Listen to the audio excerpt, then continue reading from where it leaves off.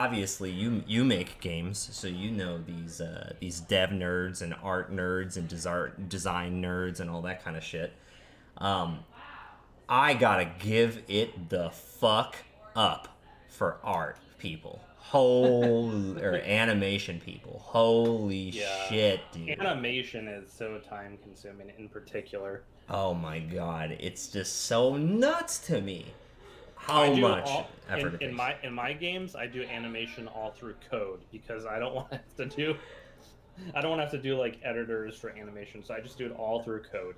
Yeah, 100%. Oh god, like in doing some of these things for the next video, um, at least just the initial stages, it is excruciating. Like it took me forever to figure out how to even do something simple that was like get like you know how the text in old games kind of shows up like one word at a time and it's like da da da da da da da da da da kind of like Yep. Legend of Zelda style. Even to just get that to happen on its own, like set the parameters such that it just does that for the rest of the sentence or paragraph. Dear Lord, dude. But man, when you figure it out, you figure it out. Are And you that shit. using like Adobe Premiere or something? What are you using? I'm just using Final Cut Pro. Like I'm using, I should be using like After Effects for that part, I think. But it's just like I think it's another program that I have to get, and I have plugins that I have existing, and blah blah blah blah blah. It's all Yeah, just and it's like yeah, it's all. I mean, After Effects is a whole other thing to learn. Even totally. I've used After Effects a little bit for some of our old videos, and yeah, it's powerful. You can do cool stuff, but it's very complicated, and you know, you have to spend just like 80 hours learning it, basically. Yeah, exactly. Software.com. But anyways, aside from that, this weekend we had the Whiteblade Hemophilia tournament, or the Manitoba chapter of for Hemophilia Society tournament, and that was using the throwback format. That was so much fun. So I did commentary for 9 hours. That was a lot, and and Andre did it for like 12 in total. So fucking shout out to him, dude. Wait, so it was a 2-day tournament?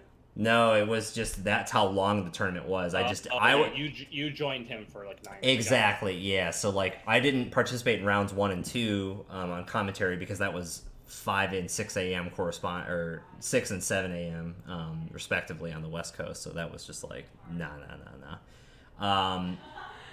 And then the second piece is we raised $4,000. That's awesome. How many people participated? It was, I think it was 50 something or 60 something. Ooh. And then the cut games, dude, I'll send you a link to a couple of them in particular. Holy fuck. 2014 Hey, hitting you right. Hey, Michael. Hitting you right in the face, dude. What were like some of the cool builds? Like, give me a couple of your favorite builds that people put together. So there was a really solid Polana that just used Nisei to deny like central runs and then just score out, which was really good.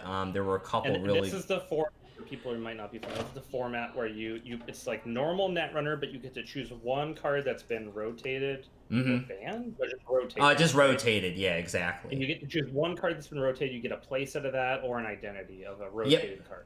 Exactly. You can play with Noise or whatever. Yeah, which was surprising. Noise had 2 players on the day. Everyone was just like, fuck that guy. So that was a build that didn't show up. Yeah, well, I think part of that is just cash is not in the game, I think. You can't do Noise and cash. And I feel like Noise sort of really needs cash to sing. Yeah, it's a critical component for sure. What were some other good ones? There were a couple. Geist ended up winning. Geist is just always very good. Well, what's the card with Geist? Oh, is Geist rotated? No, just guy. But it was funny. Pincel, who wins everything. Pincel, who wins everything. He flexed on everyone. He just used Fall Guy as his pick. Just a cantrip, a dirty cantrip. You would have loved it. There was a Sunny player that used Underworld Contact as an example. Oh. There was super like vanilla call, you know. Yeah. Some of the vanilla calls were just solid. Rizeki and yeah, so and Gachapon, and like you already have your breakers, you have all your hats, all your good. Like there was a lot of good stuff there. And then what else was there? There were some cool Blue Sun builds. CTM had some good stuff. I didn't see any Kate, which I was really surprised by, but I think Kate is just a little bit too slow. But it was great. I would say, honestly, a lot of the standard meta decks just got slightly more powerful, and that seriously transformed the games themselves. So not as much as like new neural pathways that no one had ever seen, but much more interesting and enhanced existing pathways, which I think was really cool. So yeah, I just wanted to quickly shout that out. And then in terms of what we're doing here tonight, obviously I think we have two goals, and we're going to start with we're going to start with one of them, which is we're not going to start. We have three goals. Number one, just to get the blood flowing and warm up. So I had this like weird idea because I was trying to fill out the rest of the runner IDs because I wanted to create one per faction to have one new per faction for the total of Roseville. But then I was like, man, those IDs are way cool. These are like the normal IDs are like not powerful enough, or at least some of them are. Some of them, like something like an Andromeda, it's obviously fine. But I wanted to add a little oomph. So what I did is I went through every single runner ID, and I either modified its existing effect, added another existing effect, and I gave every ID a once per game trigger. So what I wanted to do was just kind of quickly, just with you, Brian, I just wanted to like quickly hop around on a few and get your take on just like, I want to pick like 5 random ones and just see what you think in terms of power. The idea here is to like add in existing IDs that are spiced up, and like those can be just additional IDs we add into the pool. Yeah, exactly. And that would actually effectively replace the IDs. And if we're cool, if people are cool or down with the runner IDs, I'm going to go ahead and make corp IDs. And then if not, we could just stick with the regular ones. It's not a big deal. And then the second objective is to make some card decisions on the final 16. I think we have 16 templated cards that, or no, not 16. We have, where did I add them? Beep, beep, beep, beep, beep, beep, beep, beep, beep. I think, where did I start this? Oh shit. Well, I know I added all of the card text. Sorry, I'm just trying to remember the exact. Oh, I think we started with. Right here. Okay, cool. So if we start on we'll start with row 166, and we're just going to go through, see what the card text says, slightly modify it if it makes sense or not. And then other than that, we're just going to keep going. We'll say yay or nay on it. Okay. And then the third piece is obviously we got to start cranking out some art for some of this. So if there's folks attending and cool and ready to make art, that's great. If it's a bad night, we'll figure it out what's going on. And then other than that, I think that's it. That's the agenda for today. And then I believe that we'll be able to get games going whenever we actually like get a pod, because we'll have all of the text. We can import this into Tabletop Simulator. We can use Wes's draft bot, include these cards. It's more or less just a custom card pool. Oh, right. And then because what we're going to be doing is we'll take the existing Hypercube card list with Roseville 1 in it, inject Roseville 2, and then probably filter out like 25% of the cards that were there before just from the non-Roseville sets, and then I think we'll be good to go. Right, and then we'll probably want to allow people to have a certain like default breakers, default agenda, stuff like that, right? Yeah, totally. And honestly, I was thinking we could maybe toy around with it in channel or just on the next stream or whatever. Possibly changing, because I don't think we've ever revisited. Well, I don't think we've ever visited it, but the concept of perhaps changing the baseline breakers that we get, I don't think by much, because I mean, I think that you should be very heavily encouraged to pull from the pool. Like, you don't want to use those, but we could slightly modify like the. I'm just not sure that we have enough breakers in the pool. Like, I'm not sure we have enough for everyone to get what they want. Yeah, totally, and that's that's fine. I think that's kind of slightly by design, right? Like some people will just have better agendas versus ice, or some people will just have better econ versus icebreakers, blah, blah, blah, blah, blah. So, let's start off with, okay, name an ID. Name any runner ID that you want. We could start with Sunny. It's funny you say that. No, I want to see what you did with Gabe. Show me Gabe. Sure. All right. Let's find out. Gabriel Santa Claus. Is a pretty vanilla kind of identity. Yeah. Okay. And this one I try to keep like at least semi-consistent in theme. So, it says the first time you make a successful run on HQ, gain 2 credits. Simple. We already know what that does. The second time you make a successful run on HQ, draw a card. The third time you make a successful run on HQ each turn, install a resource ignoring all costs. Those are just constants. Like that is just wow. That just happens. That just happens. Like period. And that's kind of the power level I'm going for. Like it should be. Like it's supposed to be kind of building on each other. And then here's the shebang. Here's your 1 token, once a game, whatever effect. Choose a server. For the remainder of the turn, gain 3 credits whenever you make a successful run on the chosen server. So it's kind of like you get a free early bird. Or not early bird. It's the card with Leela running from the bank vault that I think was an honor and profit. And it was like, choose a server, gain... gain 2 credits every time you make or gain 2 credits for each successful run you made this turn. You know what I'm talking about? Yeah, it's a priority, and I think it's just like for every successful run at the end of the turn, gain 2 credits. Exactly, yeah. And for this one, I kind of wanted to like mix that in like a soft Temujin just for like a turn, and you get to interesting like econ boost that's running based, blah blah blah blah blah. So I don't think that it's broken per se. Or actually, well, I shouldn't. It doesn't matter what I think. What do you think about something like that? Do you like when you hear those things, which are like just a more expanded version of the baseline ID, but it is certainly recurringly difficult to do the other factors, and then a once per game, blah blah blah. No, I mean it's very interesting. Like this is just a big jump in power overall, which I mean, arguably our whole set is, and that's fine. Right. I think our set power level is just probably all over the place in practice and like somewhat random. Oh, for sure. One like without a doubt. I can absolutely attest to that. I'm reading some of the other ones like Smoke. Yeah. Oh, wait.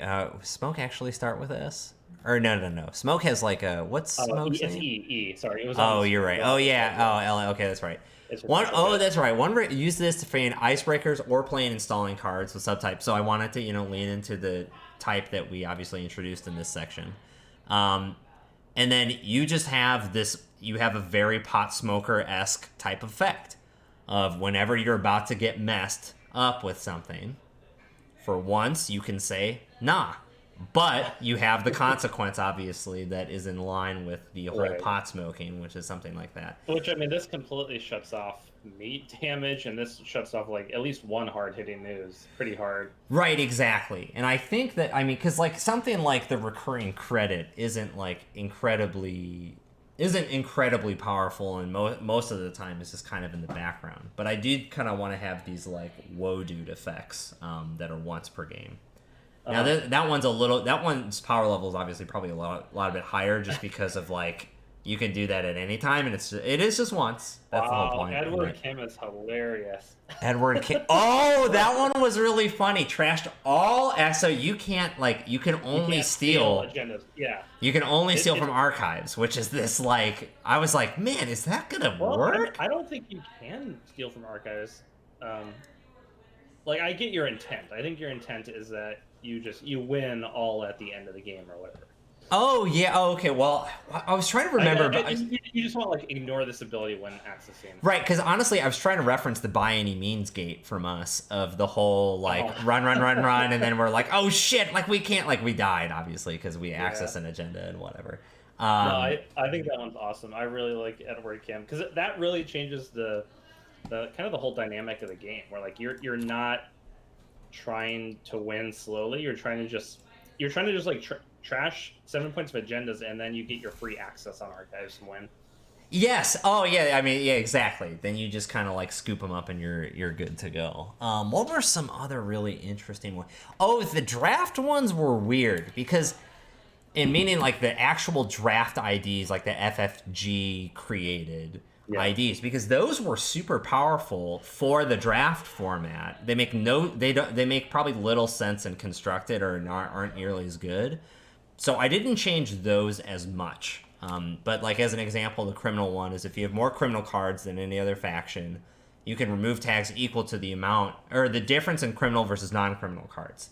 So the thing that's interesting... Go ahead. Was the original just at the start of your turn remove a tag or something? Yes, it was remove one tag if you have more criminal versus neutral. And now this gives the flexibility of kind of like rigging the system per se. Because like if you go all criminal power, or not criminal power, in terms of like criminal faction cards, then it gives you, which you probably wouldn't be as incentivized to do in a normal draft. Because you want to take the highest power level stuff, period, because faction, like influence, doesn't matter. But obviously, as the draft continues, there are picks that you're kind of forced into. But where I think something like this ID gives a little bit more flexibility or narrative is, like at the end, if you're deciding between useless criminal card and useless shaper card, you can at least take the useless criminal card for some beneficial effect. The power level might be a little bit off, but who gives a shit? That's the whole point with this. And honestly, if something is really, really, really super fucked during the thing, we can obviously slightly adjust it and or say, you know what? Nope, that's just the way the breadsticks work. But what were some of my other ones that I would like? Let me see. I think I had one or two other ones that I was pretty interested I'm just kind of reading as many as I can, and you know. Yeah. Okay, so Sunny's is at the start of your turn, you may exchange... Oh, that's right. Okay, this was weird. So this is a concept for the entire game. At the start of your turn, you may exchange your link and instead force the corp to have that much bad publicity until the start of your next turn. So the idea there is you can choose, like, if link isn't going to matter for a matchup, Sunny is such a feel-bad ID in draft. Because faction doesn't matter, so the influence buff doesn't matter. And at least you get some flexibility with the stats that might not be super relevant in a certain thing. Or if you're playing against someone like the Outfit as an example, that's going to accrue an insane amount of bad publicity naturally, then you don't need to switch to the bad publicity mode, because you would rather supplement and have both economies there of Link and BP. Once per game. At the end of your turn, take an additional turn. Then the Corp takes 2 turns. Now that's a mechanic straight ripped up from Hearthstone. There's a unit that allows you to do that. What I like about that on Sunny is if you're just a little slow on Sunny and the Corp's in that position where they're about to win and you're a little slow, you can be like, okay, I'm taking a free turn here just to get some money, and then I'm gonna have a real turn where I like go on the agenda. Exactly, like it's like slightly curve-tailing the build process, which is often a common problem in Sunny. Now, obviously, with draft, the typical deck norms that you see aren't going to exactly be there. But she does maintain her 50-card deck, which is great, which means it's going to be a little bit slower natively. And also, I just think that this is like a kind of on-lore brand of Sunny is going to like kind of meticulously prepare for this big move where it's kind of like a heist. I mean, think about Office Supplies as a card in terms of lore. There's this great plan where she's deceiving the wonderfully nice front desk lady with donuts. Like, Sunny is a real badass planner. She knows what the fuck she's doing. It's not some simpleton stuff. So I thought that played into the idea a little bit. What were some other ones that I really liked? Oh, Omar was wacky. This was a great example of one. Run archives with the clickability that you normally would have. If that run would be declared successful, instead change the attack server to R&D or HQ. Then the run is declared successful. That's the same, right? Oh, sorry. That's the same. Sorry. For the remainder of the turn, you may switch the root locations of archives, R&D, and HQ. So the idea... You could be like, this remote server is now, like, represents archives. Is that the idea? No, only with each other. So for one turn... So, like, let's say you have 3 ice in front of HQ and 1 ice in front of R&D. You physically switch R&D and HQ on the Corp. So that R&D for one turn now has 3 ice in front of it, and HQ only has 1. I get it. You're basically like, for one turn you're swapping the ice, essentially. Yeah, exactly. Yeah. And it's way easier mechanically to just swap or at least logically run like R&D as an example. Yeah. That one was kind of a big shebang one. And then what were some other ones that were interesting? Oh, this one, Liza, was an interesting one. So Liza is a very like tag me ID, right? Because it like her ability naturally gives you tags. So I still had I slightly altered the ID. So this is the first time you make a successful run on a central server. You draw 2 cards. That's normal. You can either take a tag or suffer a meat damage. That is new. There's a choice, which I think is pretty cool. Normally you would just take a tag. Connections cost 3 more to trash. Period. That means that at least if you're tagged, you can still play connections. And they cost significantly more to trash. You can't play, or like you realistically can't play non-connection resources because those are still only to remove and trash. But like the whole point is that Liza is a politician. Her connections are significantly more important to her than anything else. So I figured that augmented factor of like being able to surround themselves around connections would be pretty interesting. And then once per game, when a unique asset is rezzed, you may trash cards equal to the res cost if you do trash that card. Is that supposed to be from HQ? Is that data, or from your board? That's from your hand or from your board. It just says trash on it. So the idea there is it's like a very, very, very alternate version of Councilman. Councilman says pay the trash cost, and then you can de-res the card. Instead, what you're doing is you're using his cards as currency to just straight up trash the card. So it's like upping the mechanic of not just de-res, it trashes, but it also ups the cost of you're getting all of these cards constantly, right? Because you're Liza. You can use those in like a card for card situation type of deal rather than just credits for a card, which is typically the currency system that you see in like asset spam or card trashing. So yeah, these things are like kind of wacky and all over the place. Yeah, no, they're really fun. Yeah. I'm trying to remember. I really like Edward Kim. I think is one we should pick. Mm-hmm. Let me see some other ones. Well, so like as an example, let's actually take a little bit of time to talk about Liza. Let's just focus on that one as an example. So what appears to be a red flag for you for something like that? Well, I mean, first of all, it sounds pretty cool overall. When I see a lot of these, the thing that pops to my head immediately, and I just can't help it, is like there's a lot of just little rule interaction details, wording, like clarification stuff.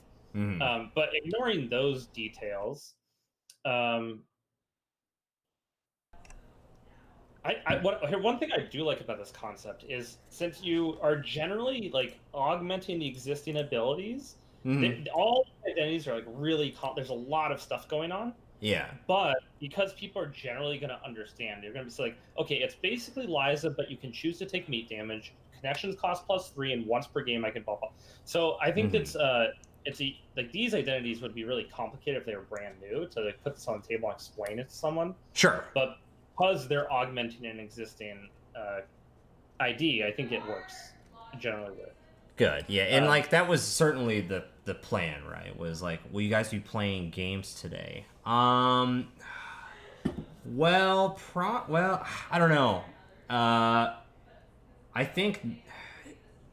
Well, probably we can talk about it. Probably not, but there's not too many people here, which is a little bit hard for what we wanted to do because we really wanted to do a bunch of art. We wanted to do a bunch of art and card alterations. So I'm gonna say no, but what we can do for sure is we can go through the remaining cards today, just see if we want to fix text ID. But Twitch is having issues. Whoa! Really? Oh wow, whack.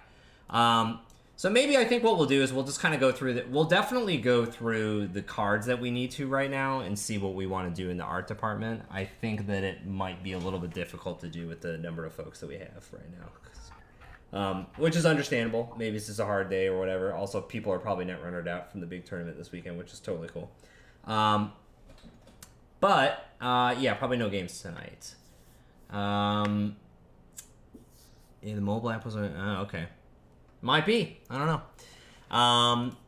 And then other than that, okay, so that's maybe what I could also do is slightly go back, and maybe I should actually have this as a goal.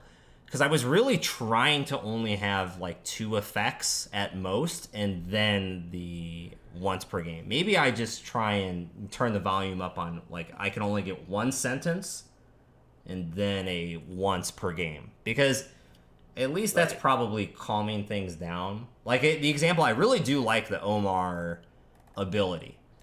In terms of the, like, I think that's mechanically fucking weird as fuck, but I really like it. Like, it's a banger turn that could change a lot. It's a slight you're just adding the once per game ability. Otherwise, it's the same, right?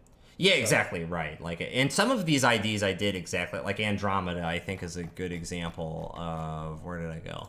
You have a starting hand of 9 cards, that's fine. Once per game, choose an installed unique resource. Add or another installed resource of your choice becomes a copy of the chosen research, and then returns back to what it was for the remainder of the turn. My thought around that. Yeah, let me hear what your theory crafted with. What would you choose? Well, at least just from a lore perspective, that's the whole lore of Andromeda, right? Andromeda is actually someone impersonating someone. So the idea here is you are taking the form of another card, just temporarily as like a costume. You are effectively impersonating a card that or an asset that you have on your board. You know, I think the class act is really revealing that, but then also on the lam. Chameleon for resources. Kind of? Yeah, it could be. Like, as an example, Ice Carver. For a turn, at instant speed, you can just have 2 of them. Or Earthrise Hotel. For the start of that 1 turn, you get 2 hotels. Or casts. Or double bank job, and it trashes, and then that resource, whatever you had before, is now gone, as an example. Like, you get to do anything. That's what's so weird about it. And is the intent with, like, bank job, for example... Let's say you chose a resource that doesn't have any money tokens on it. Yeah. Is the intent that you would, like, virtually have those money tokens? You'd have the same money tokens that came from the original bank job? Yes, absolutely, right. So it says retaining all hosted counters and effects until the end of your turn. So as an example, let's say that on turn 1, I install bank job 1, and I install daily casts. At the start of turn 2, that daily casts, I can go, okay, after the start of turn trigger, daily cast has happened. But before my first click, I can go, this card, this daily cast, is now a copy of Bank Job.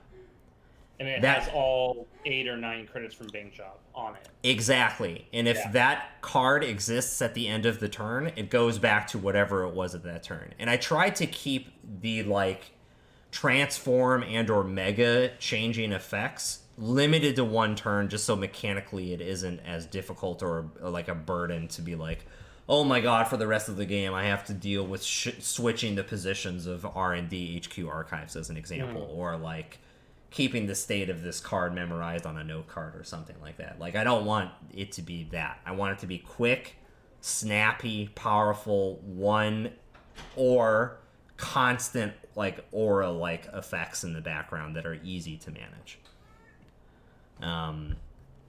Let me see. Let me pull another random one. Oh, the BIOS one I actually really liked. The BIOS one was just a slight change. So we can go over that one, and then maybe we could just stop there and start going into actual cards themselves.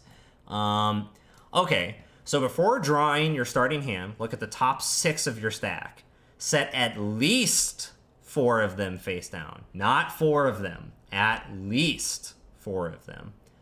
As NVRAM. Shuffle the remaining to your stack. So you could lay all 6 down, is effectively the change there. You could do 4, 5, or 6. Then it says click, add a card from NVRAM to your grip. That functions exactly the same. Once per game. Reset BIOS, as if you would literally do that on your desktop computer, if there are no cards on NVRAM. So then you can take another 6, the top 6, lay up at least 4 of them, could go up to 6, and then shuffle the remaining in. And then, so you kind of get like 2 BIOSes per game. Right, but you have to like pull all the cards off of Envy, which I think a lot of times you might not with Exactly. Soul. You may or may not, right? Yeah. And you have a little bit of flexibility there because if you hit a jackpot on your first BIOS, you keep all 6 parked. Let's say you get 6 bullets, which is kind of the type of deck you want with BIOS. You lay out all the bullets right then and there and you're done. You don't even have to mess with it the rest of the game. But then let's say that your reroll later, i.e. the once per game ability, let's say that you get 6 like must-have card, or sorry, 6 like non-bullety cards, and you want to really draw those later natively, then you could just keep 4 on the board and shuffle the other 2 remaining back into the deck. That type of deal. So mechanically, it's not massively different than normal. It's the same BIOS you already know, but I think like that power level is quite a bit higher. But I think is generally in range of what we're looking at for like the Roseville cycle as an idea. Right. Yeah, that's not crazy. The Yeah. the power level there. Yeah, and then let me just quickly try and remember what I thought was maybe the most powerful. One of these I think is maybe problematic. Which one was it? Oh, Freedom was a really weird one. Okay, so you know what Freedom normally does: remove virus counters, trash a card equal to play cost, install cost, whatever. So it says once per turn, you may remove X virus counters from your installed cards to trash a non-agenda card you are accessing. X is that res or play cost. You may additionally trash an empty virus that counts as 1 counter. So that last sentence is the new part. So normally you have to use counters. But let's say that you have an empty imp. You can trash that imp to count as a counter, right? Exactly. So that is just a slight boost to the existing card ability. Yeah, nothing crazy. Nothing crazy, but just gives a little bit more flexibility. Because you also might draft a fewer number of virus cards, I think was the rationale when I was thinking about that, in case you're competing against someone with virus counters, blah, blah, blah, blah, blah. Second part, you may remove virus counters equal to a currently accessed agenda's advancement requirement, the bigger of the 2 numbers. If you do, score that accessed agenda and add it as an installed virus call to your score area worth the points -1. Wait. Oh wow! Wait, so if you get a 3-pointer and you have 3 virus counters, you can add another 2 points to your score area. Yeah. I think that one should just be add as an additional 1 point. Yeah, that's how I started it for sure. Because like you're just gonna, it's not gonna. Well, I guess. Well, I was trying to run through the numbers, right? So let's say you steal a 2-1, which is the lowest ratio that you can have, even in. Oh no, technically I think there's a 2-0, but whatever. It's beside the point. So let's say you steal a 2-1, which is the average low cost one, or a 3-1, right? So I get rid of 3 virus counters, and now that's a 2-pointer, right? Because it's 1. It's. Oh no, that's a 0. That's a 0. It'd be worth 0 points, yeah. Sorry, it's trying to reward the big agendas versus stealing the big agendas versus the smaller ones. Well, I mean, it's really the 3-pointer. If you score a 3-pointer against a corp, you get another 2 points. yeah, which is quite a bit. So maybe we can. Yeah. I think I was trying to find a balance. Like I was very obviously trying to curve it off, right, or like make like a minimum floor of like get the big boys, not just win on the small ones. So yeah, we could obviously workshop that kind of stuff, but this is at least initially what I was thinking. This type of stuff, and I very specifically remember Freedom being, I think, the most powerful runner ID. Maybe Woo was the other one, but I think that this works. In our set, I don't know that we have that many viruses in our set. Right, exactly. It's difficult to do in Idea, right? You have to have 5 virus counters when you access that agenda. And if you don't, then you just steal the agenda, unless there's an additional cost, blah, blah, blah, blah, blah, blah, blah, blah, blah. Right. So you really have to, like, it's kind of like a miracle. In normal Netrunner, this would be extremely busted. But in our set, just because of how difficult I think it's going to be to draft Freedom, it might be fine. Right, exactly. Yeah. And then here was the other one that was, like, just like a slight modification that I did really like. So, Woo. You know what Woo does normally, correct? Click, install a non-virus program, blah. Okay, so this says, click, search your stack for a non-virus program and host it on Woo. Don't host it on the board, you're hosting it on the ID. Ignore all costs and shuffle your stack. That's normal. The program may be, it's normally just 1 discount. This says you can do whatever you want. Goes to 0. That program may be used as if it was installed. Any Woo hosted programs that are not used during a turn may be RFG during the last paid ability window, which this is like mechanically difficult.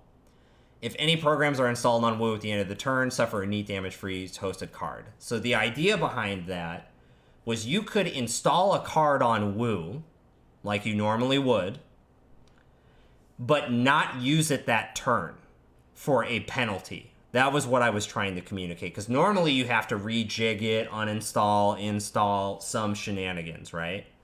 Mm-hmm. But this allows you to keep it in play, but you're losing cards from your hand, which is going to be costly.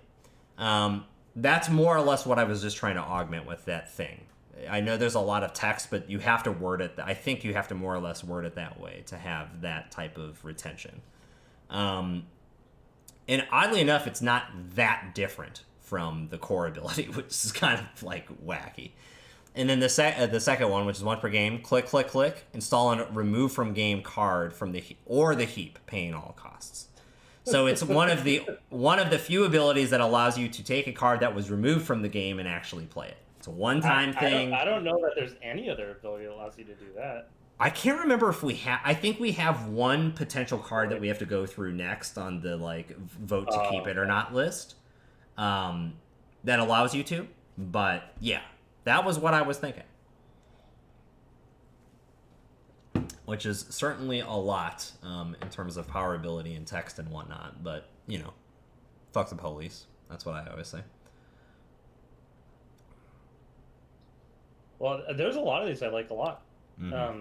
Cool. You said you wanted to try and pick 5 tonight, or what do you want to do? No. So I was just saying, just go. I was just saying, I just wanted to talk it out with someone, and if you're at least call it like a good keep going or masseuse it a little bit, that's fine. I wanted to make sure that there weren't any. No, I think it's a great idea. I think people have fun because usually in the drafts, the way we do it is we draft IDs first, right? And so people are going to have fun.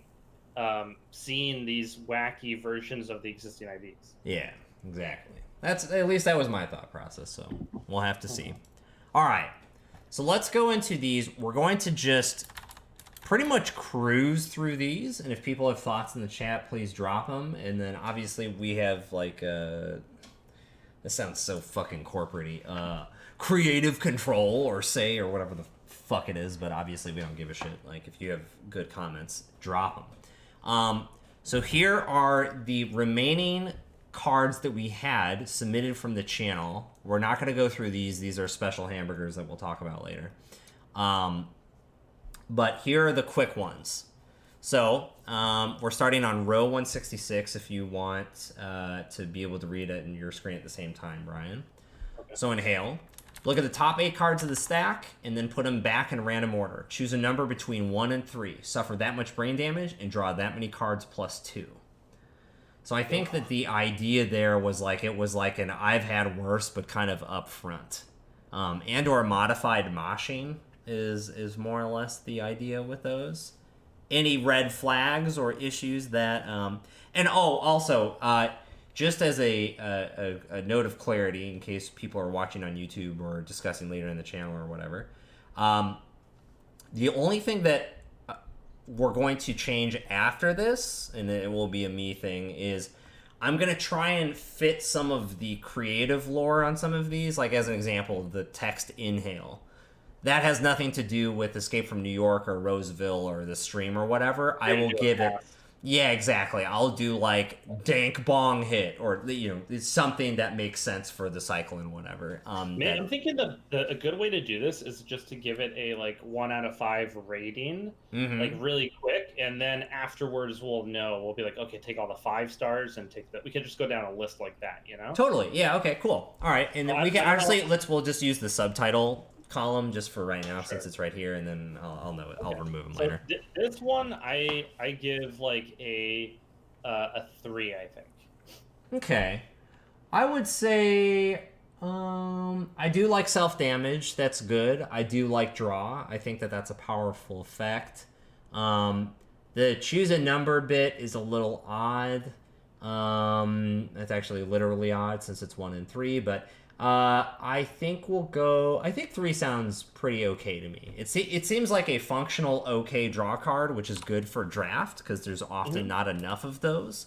And we could play off with brain. We might have. I forget how much brain damage synergy we have, but we might have some of that, and that could be an enabler. We have quite a bit. Especially the ID that we made, which I think is. Let me just double check if it's down. Where did I put those? Oh, those might be at the bottom. Let me just double check. Shit, I don't know where I put those. I will find them in a bit. But the Anarch ID that we made from Roseville 1, operated off of drawing once you have damage. So it actually is like a way better card as an example in that. All right, let's keep going. So this is an Anarch virus called ransomware. Use this program once per turn. Host the currently accessed card on this card. Trash the program when viruses are purged. Oh, yeah. Okay. Yeah. It can collect multiple corp cards over time. It could, unless the corp purges. Okay, I like this one a lot. I'm gonna say 4. Same. Like, I think it's really cool. Mm-hmm. And it's very simple. It follows the existing archetype, I would say, of Netrunner cards that are like weird virus insert, like something like political graffiti. But I think that this is probably a little bit more functional. It's good for someone like Noise. It's a program. It like requires them to purge. It's like very similar to Imp. It doesn't actually use virus counters. It's like pretty similar to Imp. Not that that's good or bad, but I'm comparing it to that in my head, and it's like it's a better Imp, right? Because it forces the corp to actively like spend their time or a card to get it back. Kind of like, as soon as you put this down and steal one card, that's when they have to purge. yeah, exactly. Yeah. So okay, cool. Oh wait, one modification before we go to the next one. Before you say your number, because we shouldn't try to bias your number, each other's numbers. Think of it in your head and say when you're ready, and then we'll try and say them at the same time. Okay. Cool. Okay, Brainswarm. It's also an Anarch program, no virus though. 3 to play. Install only if you've made one successful run on a central server this turn. The corporation's hand size is reduced by the amount of the runner's brain damage. Trash this program when viruses are purged. Yeah, just so I understand. So you just make a successful run on a central server. Mm-hmm. You install it. Yep. And then if you have 2 brain damage, the corporation's hand size reduced by 2. Correct. And it's not like they have to discard immediately, right? Because it's the runner's turn. Unless you're playing some shenanigans, and there is very few situations in which you can do this, but it is possible with the Roseville cycle. You can run a central server on the corp's turn and install this program on the corp's turn if it's something on a street peddler, blah, blah, blah, blah, blah. It's a shoot the moon situation, but you can absolutely do it. I think it needs to be subtype virus. That's my only additional thing to this one. Okay, cool. Oh, that's easy. All right, we'll do that. And then it goes away if they purge it, I think. Yeah. I have my number in my head, and we're rating 1 out of 5, correct? Yeah, 1 out of 5. Okay, I'm thinking I'm between 2. Okay, I have my number. Yeah, 3. Yeah, mine's 3 as well. Yeah, okay. That one, I like the effect, but if the consequence is that it forces the corp to like get rid of it immediately. Probably, or they can play out cards until they're below that hand size. So I think they do have some play around it. Like if the runner has 2 brain damage, it starts their turn. They have 6 cards. They play out 3 cards, and then they're good. Right. So yeah, it's fine. All right. This one, Hard Times Daddy, this is a NBN operation. It says play only if the runner is tagged, roll a d6. Reduce the runner's memory limit by the number rolled until the next turn. Oh, and we'll change this. And it says until the end of the runner's next turn is the way you want to slightly fix that. I got it in my head. Oh my god. I'm just like trying to compare it to other similar. So like Bad Times was. So Bad Times is a static amount, which was 2 memory. It was 2. You had to spend like 4 credits to reduce their memory by 2 if they were tagged. Mm-hmm. This one, like you could fizz and just roll a 1, but if you roll a 6, you kill their entire 4. yeah, right. Okay, I have a number. Okay, me too, and it's 2. My number is 2 as well. Yeah. So the problem, I think, or the difficult part around this is, oh shit, it's a very cool effect, and I absolutely agree with the mentality here, which is disrupt the board. However, I think that the 6 situation is so utterly bad. Yeah. So I think that we have an easy way to save this, and maybe let's just do this in line right now. Is we split the diff. We say if it's a 1, 2, or 3, lose it by, like, reduce it by 2. 4, 5, 6, reduce it by 4. Does that help your opinion or your thoughts on the card in any way? Yeah, I think I would change the numbers a little bit. I would change them to, I would do it this way: 1, 2 is 1 memory. Okay. 3, 4 is 2 memory. 5, 6 is 3 memory. Oh, okay. Okay, cool. So it's more complicated in terms of the wording, but that's like the. That's okay. Yeah. Honestly, for a card text, it's easy to do, right? You just do 1, 2, reduce by 1. You said. Yeah, I think so. Okay, yeah, I agree. 3, 4, reduced by 2, and 5, 6, reduced by 3. Okay. And then, honestly, if you do that, I really like this card then. I think that it makes quite a bit of sense. I'm going to bump it up to a 4 at that point. Does that feel better? Or is that still like an average card to you? I would still give it like a 3. I don't 3? love the card, but it's... Okay. Well, we'll see. We'll start there. RNGesus. This is a Shaper virtual resource. It costs 0, which, ought to be good. Oh, what about Cygame? Because it's NBN and gambling or wager based, I would say that we want to stick with the die roll mechanic. Now, if this was Jinteki or an Alliance Jinteki, then I would say we could go with the Cygame or something like that.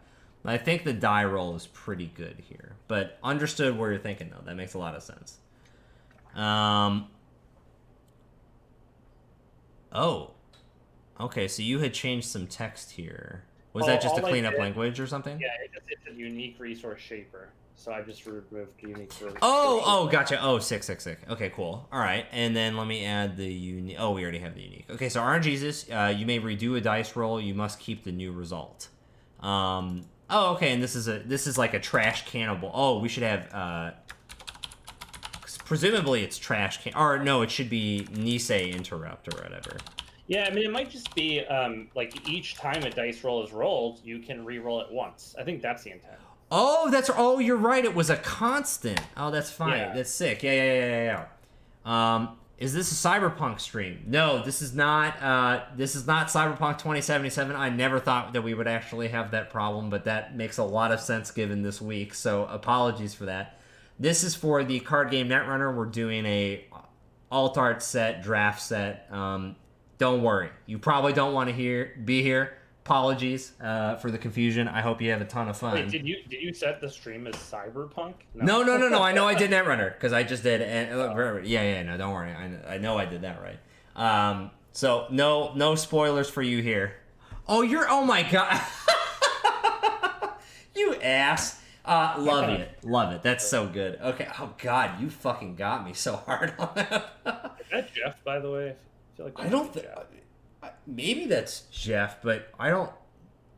Is that an alt for you? Well, I have a friend named Jeff that you don't know that goes by that name, but I'm sure other people go by that name too. So. Okay. I think of a Jeff from StimHack. Okay, so we have, you may redo each. Okay, so we have that. All right, I think it's good. I'd give it a 4. It Yeah, I think there's a player that's gonna like it. I'm fine with 4. Okay. All right, cool. All right, quantum number generator. It's a hardware gear that has that going for it, and it's a 0. When this hardware is installed, roll a d6. You may host a roll on that card. Whether you roll another dice, or whenever you roll another dice, you may swap that dice with this hosted dice. Oh, it's similar to the one above. It's very similar to the one above, but I think that it's like another card that does resonate with these types of cards. Okay. I think I like this card better than RNG Jesus, and the reason is, whereas RNG Jesus is just like this constant effect to, well, I guess that works every time. This only works once. Right. But I think this is cooler that you actually roll a dice when it's installed, and then, like, both players see that, let's say 4 sitting there. Yeah. I think there's something more interesting about this one. I don't know. I think it's very similar to the one above. Why don't we do this also? Okay, why don't we do this? Because I love the quantum, and it actually relates to Outer Wilds, which is I can't talk about that because it'll spoil the game if I go into more detail. But quantum things are discussed a lot in that game, so I thought that was hilarious. So why don't we try this? Okay, we get rid of this. We slightly change this. When this hardware is installed, roll a d6. Host that roll on this card to make this power level just a little bit better, I think. So I love the functionality of it right now. Oh, you swap it. Yeah.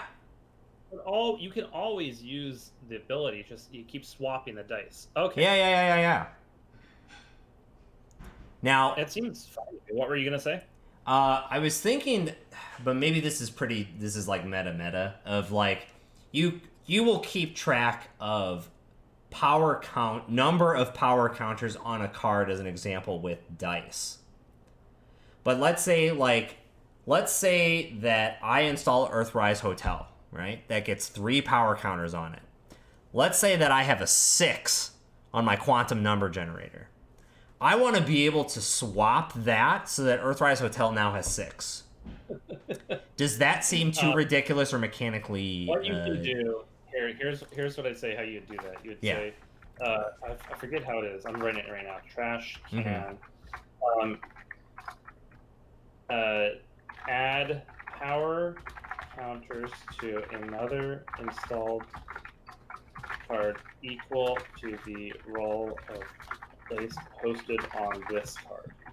It would be something like that, right? Yeah. Oh, that's great, and it gives it multifunction, right? Because that's the problem with a lot of these really specific cards. Is if like you don't have a deck that does a bunch of die rolls, this fucking sucks. Or if you don't have a bunch of cards that do power counters or credit counters or whatever, it also sucks. But if you have this, you're guaranteed getting something, and for a 0-cost gear neutral card in a draft, that seems really, really good. I think this should be like add power or bullet counters. Yeah, of course. Yeah. Power, bullet. Let's leave credit counters out of it. That's lame. Tight. I really like that. Sure. All right. I give that a 5. Sure. That's shipped. I think that's really, really, really good. Okay. Sleight of hand. Pot Smoker, Stealth, Virtual, 0. When installed, place 10 credits on this resource. You may use these credits when secretly spending credits, which can be side games or wagers or the ever rare, and there are a couple. Make a secret amount that you spent neutral cards, which are restrictive to the runner side. Super fucking weird.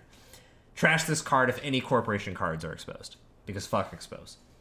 Which I honestly fucking love that. I think that's super great. Right? It's not allowing the cheaters to cheat, just regular cheat. You know what I mean? It's funny to have that ability on runner cards, you know? Yeah, 100%. It's like super wacky that you would do that, right? But I think that's pretty good. I don't know if I would change it. I think I really like it. Yeah, I have a number in my head. All right, let me think. Damn.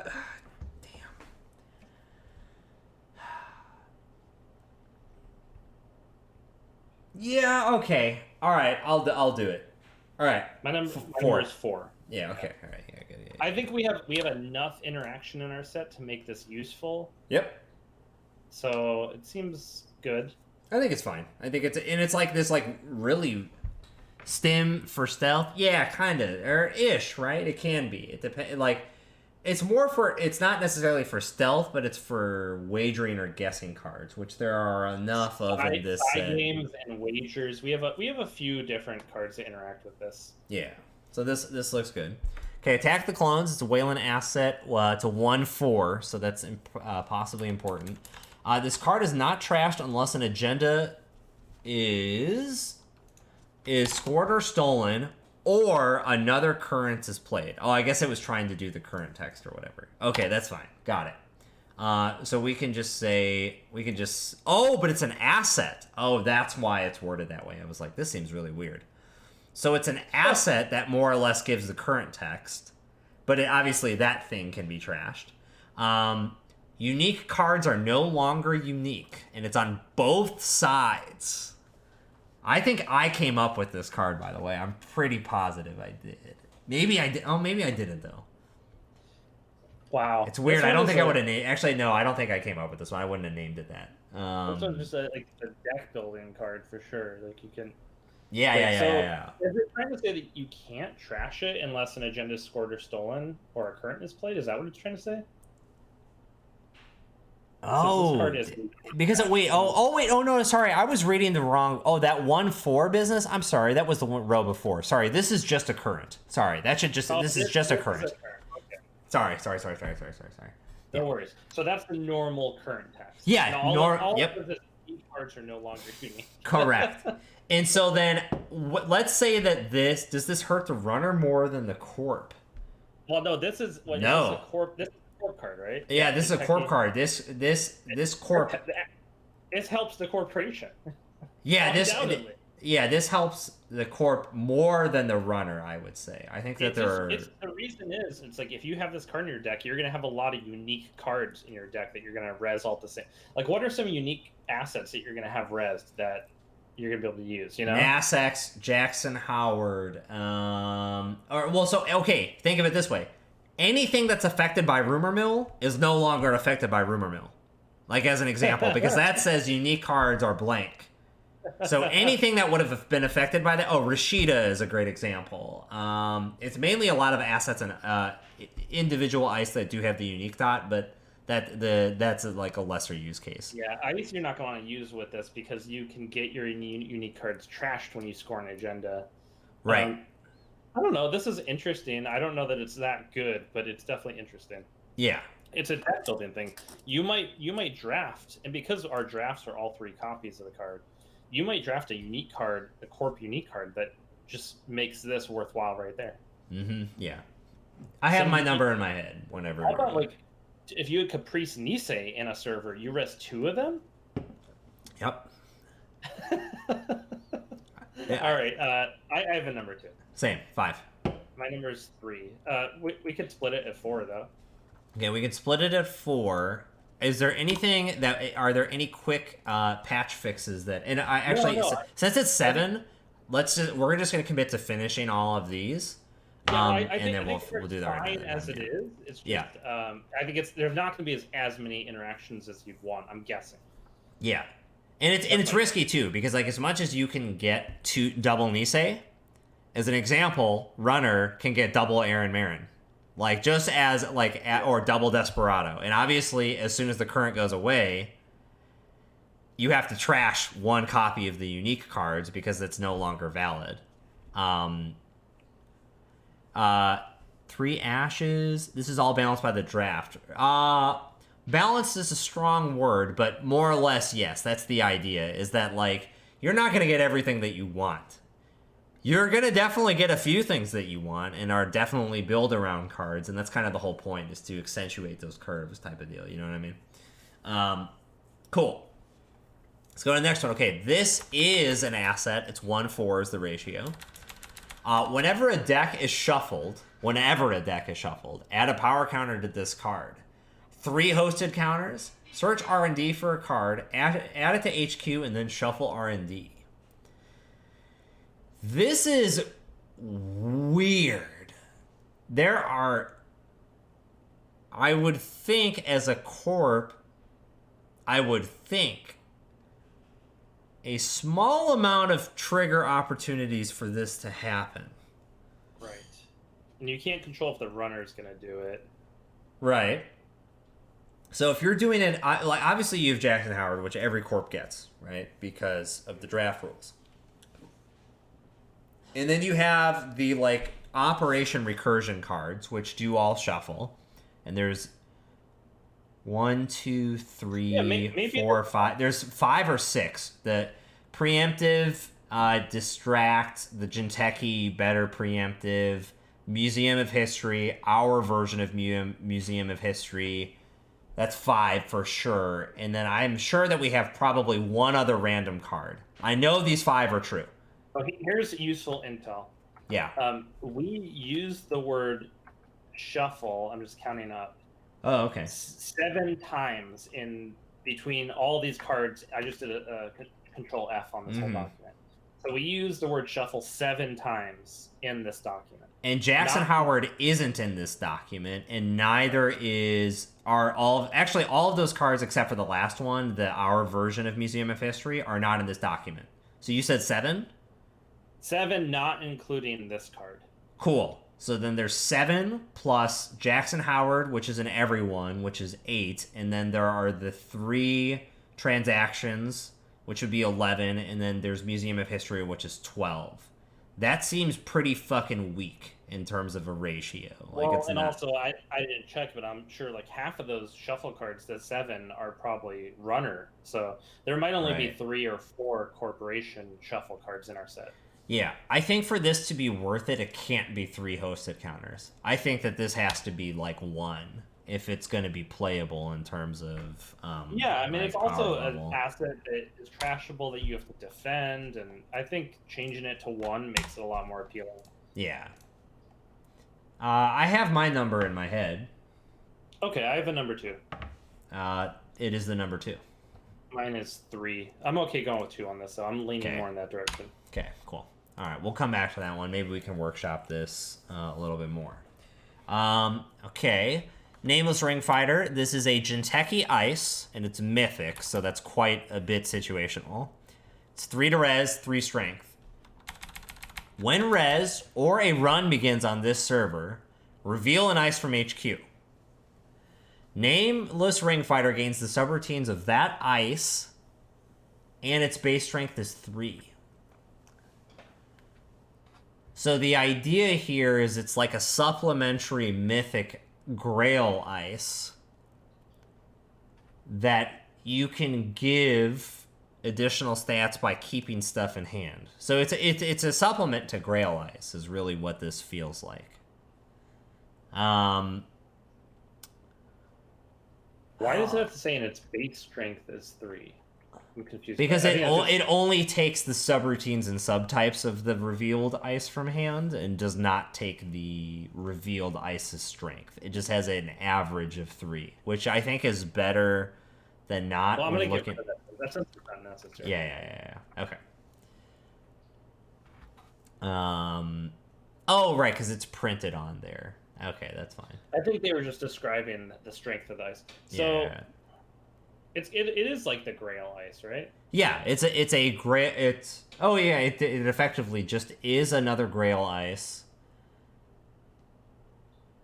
When rezzed or a... It's weird that... Because so normally Grail ice happens when you encounter it.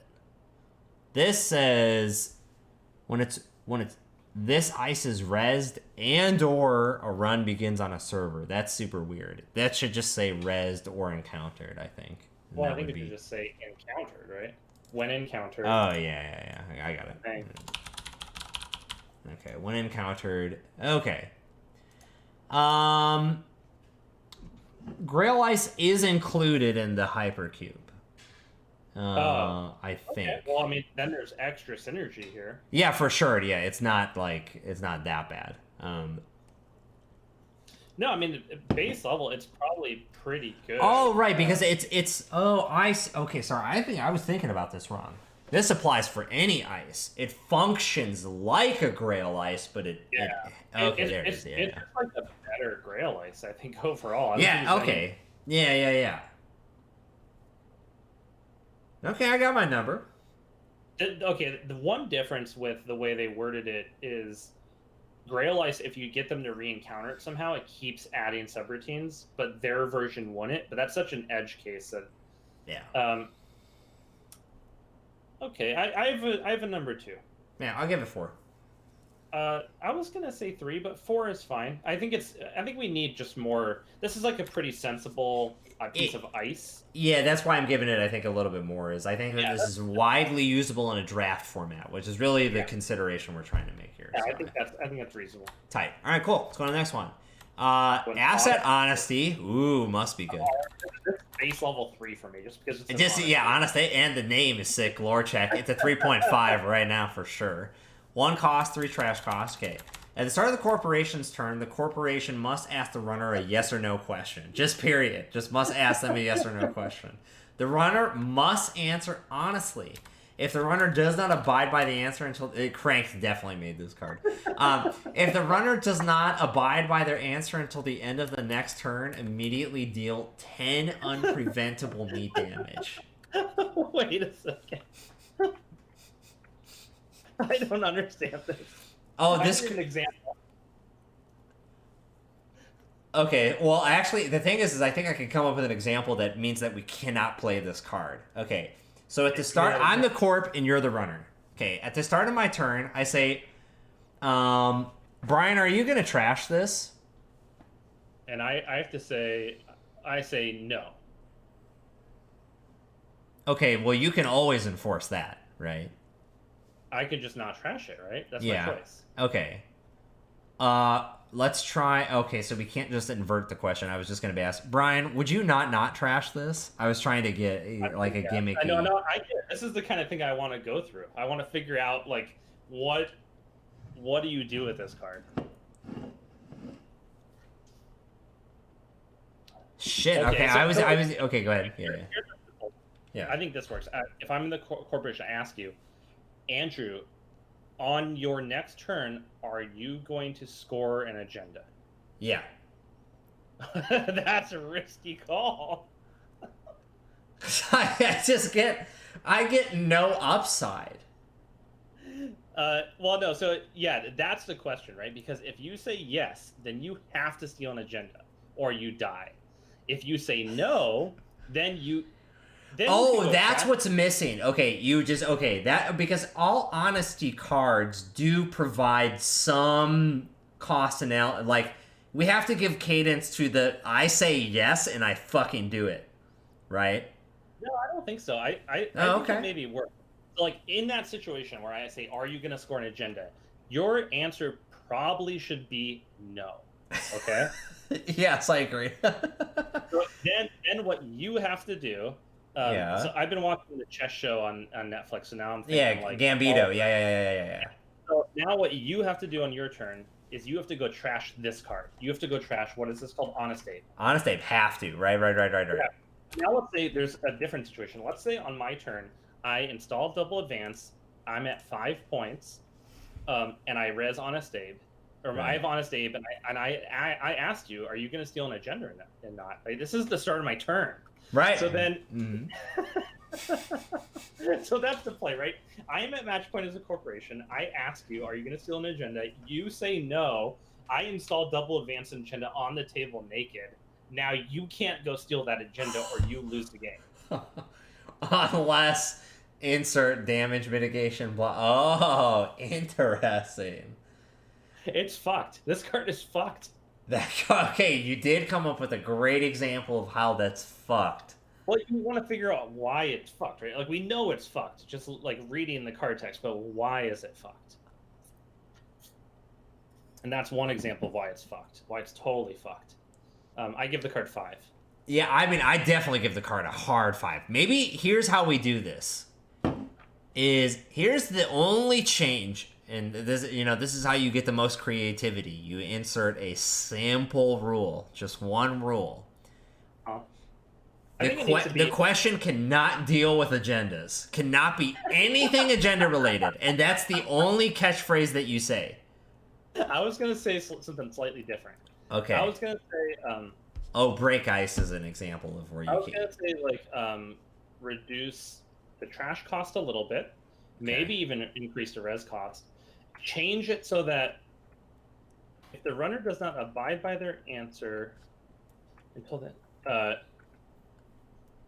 I want it to work in such a way where if the runner trashes this card, they don't suffer the damage. Okay. Yeah. Okay. So it should probably be a 1. And this is like we kind of want this to be. Is this a Jinteki card? Oh, it's a Wayland asset. Interesting. I was trying to think like this is probably more of like a asset trap deck card. Like I have motion to this card. Are you gonna access this?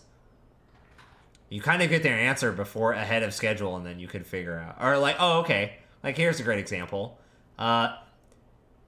If I motion to card this turn, would you access it the following turn? Right? Yeah, that's fine too. Yeah. Okay. I think this card is fine. Now, we lowered the trash cost. Yep, 1/1. Okay. I changed the text so that if the runner trashes this card, yeah.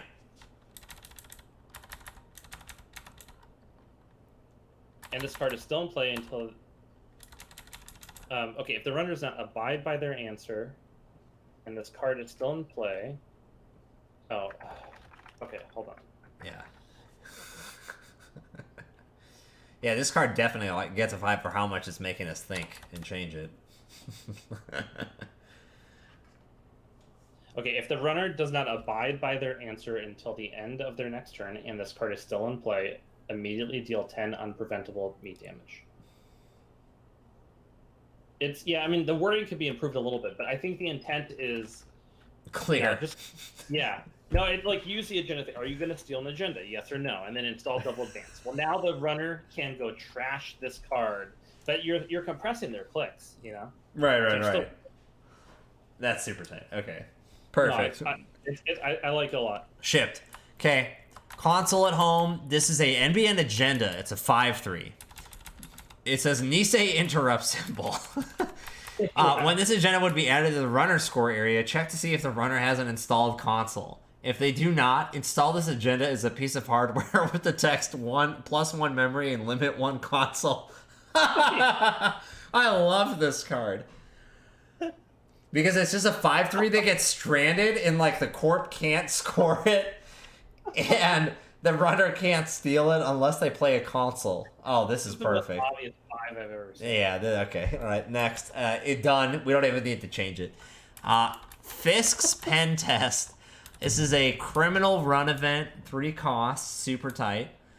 Make a run on HQ. If successful, add this card to HQ. This card gains a text when accessed by the runner. Add to the runner score area worth 1 agenda point. Ooh. Now, this one I am going to put an asterisk by because we may be held up on tabletop limitations of physical card stuff, but that is the only thing barring it for me. Why do you say that? Because you have to take a run. This is a criminal event. You have to then the corp now is shuffling in their hand a criminal event. Yeah. Okay. Yeah. No. This would be a problem even in real Netrunner. Oh yeah, we know that for sure. Yeah. No, this is only a digital format card for sure. You need an extra card sleeve or something. Mm-hmm. Yeah. Well, I think it's resolved somewhat easily in that once this card goes into HQ, you just do the dice roll to access. Oh yeah, that part is fine. I just meant literally mechanically based on the UI of Tabletop Simulator. If that is hard for me to physically give you a card that you have to then manage to your hand. I think that part will be easy. I think they make that kind of the Tabletop Simulator doesn't know anything about the game rules, so it's all about just moving physical cards around. Oh, okay, got it. Okay. I can imagine decks are going to be falling all over the table every time we play this, but that's perfect. No. Yeah. Okay, cool. I know where I'm at.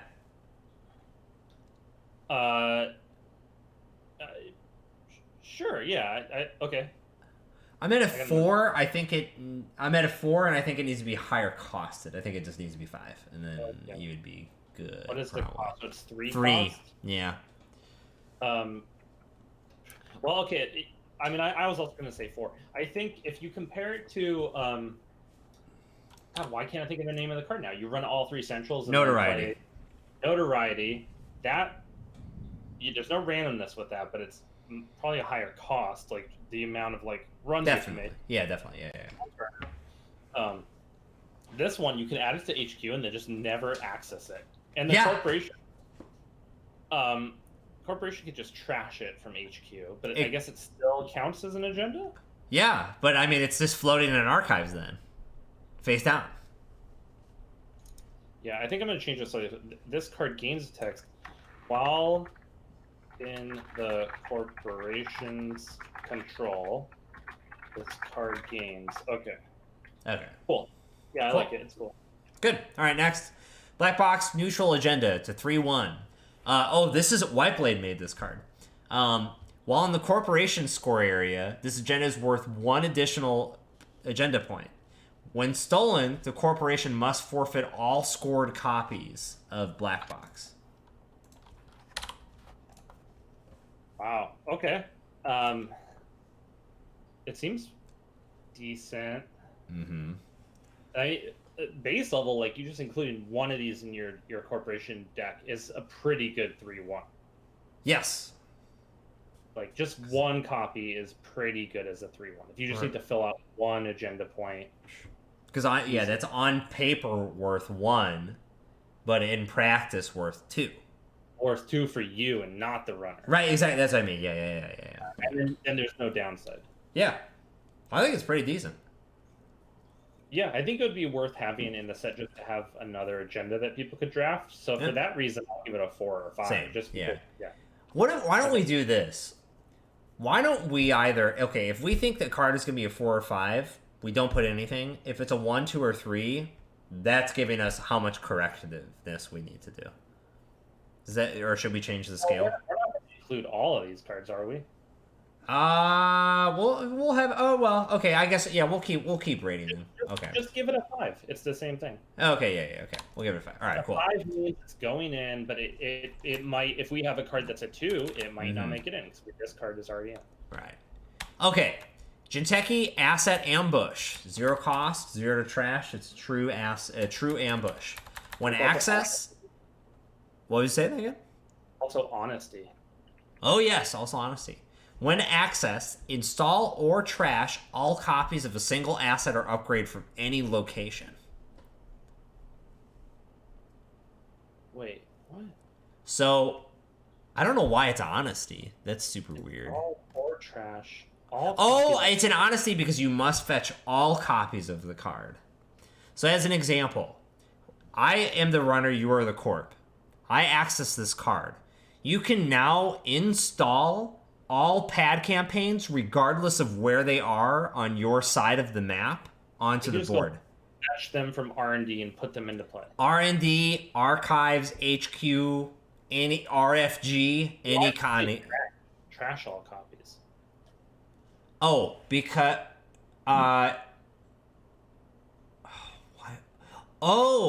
if you wanted to reshuffle traps, that was, I think, the thought process. So let's say you have a failed psychic field on the board. You can then, let's say that you have a failed psychic field on the board, and you have 2 in the heat, or in archives. You can... Oh no, that doesn't work. It doesn't work either. I don't know why it says trash. It would be... trash and shuffle into R&D all copies of a single? Maybe that's what it meant was... Well, I almost think, like, what if it just said install all copies of a single asset or upgrade from any location? Right, like, yeah. I don't know that it needs this other utility. Yeah, I agree. Get rid of the trash. So install all copies of a single asset. Mm-hmm.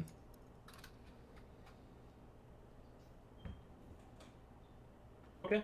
Yeah, alright, good.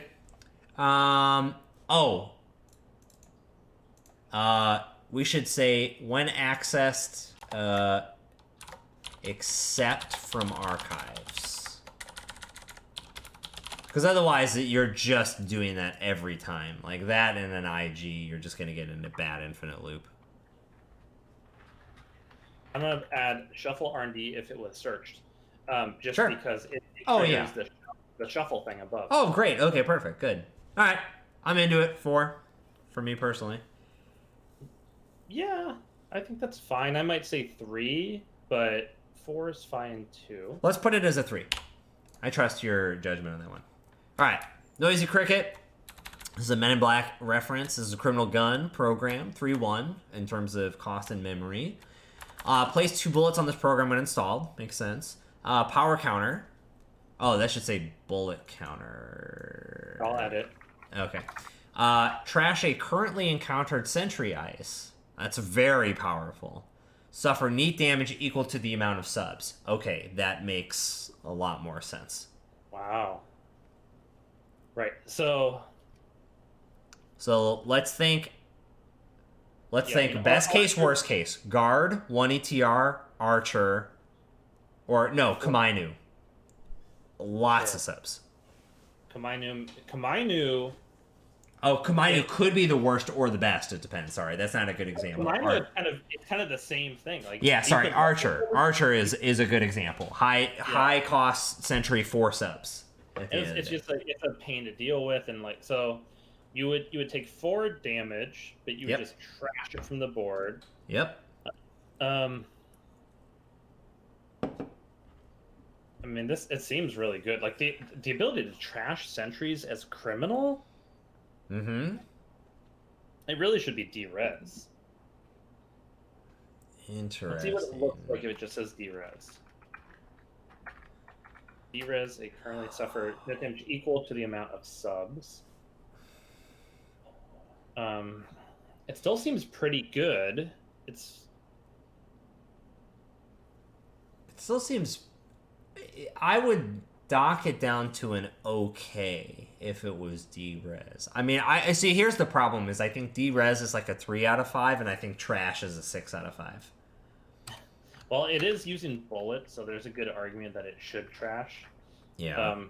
Or it could just even RFG. And you are right, and you are. Oh, maybe what if we did this? What if it said place 1 bullet counter, and because it's only 3 to install. Maybe that's what it is. It's 3, so it still retains its cost. It says place a bullet counter on it, and it says bullet counter plus remove.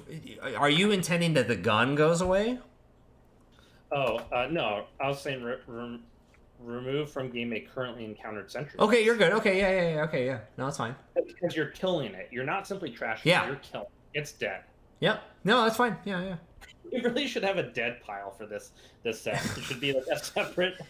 Dead is our new Brian damage. That it is the RFG pool, but truly untouchable. We'll put it on a different table. just because we keep raising cards from the dead, right? Okay, I think that that works. I like that it's with bullets. Yeah, of course. I like that it's kind of disposable. I think that it's really powerful just as the 1, and if you can keep it going, it's like really good against sentries. I think we have a lot of things that put more bullet counters on cards, so I'm not worried about that. Yeah, exactly. You're going to get one of them, right? If not all of them. Cool. Yeah, I think this is good. I'd be very happy to I would give it a 4. Yeah, I give it I will go with your 4 rating.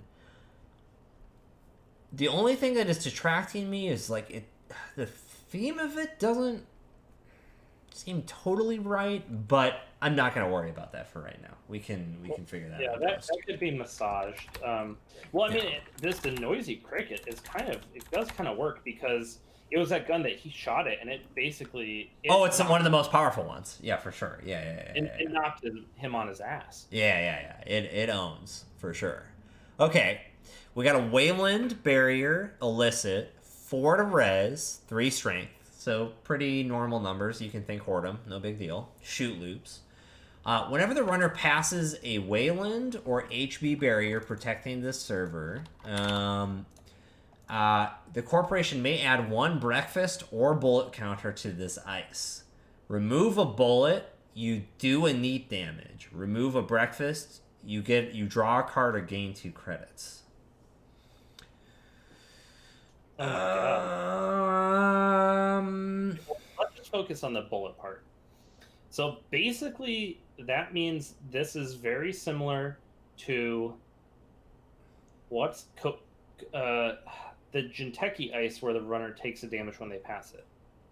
Kakugo, thank you. This is very similar to Kakugo, but better because you can store up the bullet counters. Uh-huh. Other bullet, like there might be some combo we're not even thinking of that dumps 10 bullet counters on this card immediately and just kills the runner. Yeah. So that's just like... Oh, what if it's like this? See, okay, the thing is I'm pretty sure that combo doesn't exist. What if we did this as an example? Okay. Ignore the current card, and notice that this is an ice that has no subroutines, which I actually like, and I don't want to add any, but I want to lean into that. So hear this. On res, remove all bullet counters hosted on installed ice. Deal that much damage. Or something like that to the runner. Because you have to de-res it in order to trigger it? Trash it. So like what you do is the runner is about to encounter it. You res it. You suck up all the bullets that the runner has placed on your ice, and you return it back to the runner as damage. Something like that. Spreadsheet stream, I know. Yeah, I know, right? Look at this fucking spreadsheet, dude. We're just going through all these cards that people have submitted. Yeah, I think there's a good chunk of people that watch your stream that are not so into the spreadsheet streams, but... Oh, yeah, no, definitely, I understand, but it's really for us, so you get to watch the dads, or really the dad and the aspiring uncle or whatever, talk about card text, because we like this, so set the fuck down. This is fun for us. Shoot loops, damn. Okay, I think that, just for the sake of time... I think that this card has it has some cool things about it, but it's not there yet, and I think it's overly complicated to figure out right at this moment. Yeah, I agree with you on that. I would give this a 2, but with the right tuning, and I want to maintain no subs, bullet, damage, something. Yeah, I don't know if you know who suggested these originally, but you could I do. Yeah, I know, I have all that saved. You're like, hey, we like the concept. Here's some problems we have. Maybe get back to us. Yeah, no, totally. And I have all of that saved. I just didn't bother typing it in the Excel chart because it didn't matter. Yeah, I agree for with this. I think it has promise, but as is, it's not quite there. Cool. All right, let's keep going then. Runner, criminal event, 0 cost, last stand. Trash all cards in the grip. Place 1 bullet counter on installed card per card trashed. That's cool. This is cool. I think this is an Isaac special if I'm remembering correctly. I think it's cool. I think it's very simple and good. I have my number. My number is 3. Okay. I think 4. No, I think to me it's too straightforward in my head, so I know I'm down tuning. So 4 is correct. Good. Okay. I think this is we have a lot of silly cards that operate on bullets, so this is a straightforward card to reload. Exactly. Yeah. Perfect. Good. Okay. Next one, Intimidation. It is a Apex run. I think. Oh, I can't remember. No, I think maybe this wasn't me. It says, make a run, bypass all ice with strength equal to or less than the number of installed bullet... that should say hosted bullet counters, because I think bullet counters are hosted. I fixed it. Alright, cool. Okay. Or, yeah, you have the option. You can waste bullets, but that's fine. Make a run, bypass all ice with strength equal to or less than the number of bullet counters on installed cards. Damn, that's a spicy card. If you get the right board, that is really good. Yeah, this is a one-time. This is an event for 8. This is an Apex event. You said, right? Yeah, it's like a bullet blackmail. It has the potential to be a bullet blackmail of you're just nah, I'm gonna skip all this shit for a run. No, I think this is good for the draft. I think it's good for the draft. Yeah, I agree.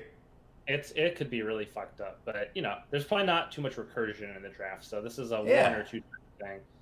All right, I'm good. If you are, Sure. I'm ready. 4. Yeah, I was gonna say 4. Yeah, Too. give it a 4. Let's fucking keep going. 5 cards so far are the ones that make me laugh.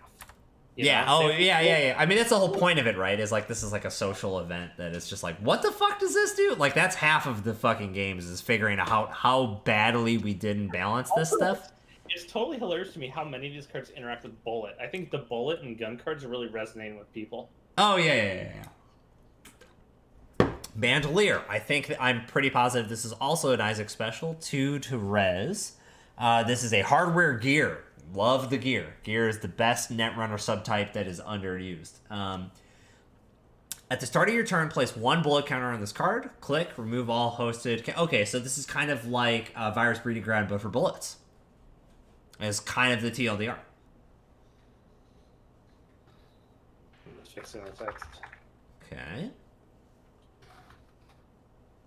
Move all hosted bullet counters to an installed gun card?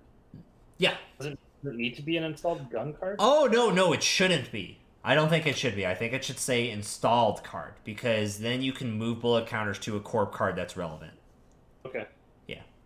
And I know that's a little bit weird, but I think that the alternate text on that gives it some good flexibility. Okay. This is pretty comparable to Last Stand.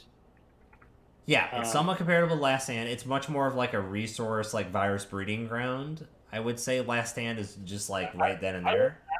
Better. I would give this a 3 just because I'd rather see Last. Perfect. Yeah, I wanted to give it a 3 because I was like, this is fine. I think it's very functional. There's probably perhaps a couple of like border plays with this is really good, but it doesn't like scream like fucking whoa dude to me. But I think that that's okay.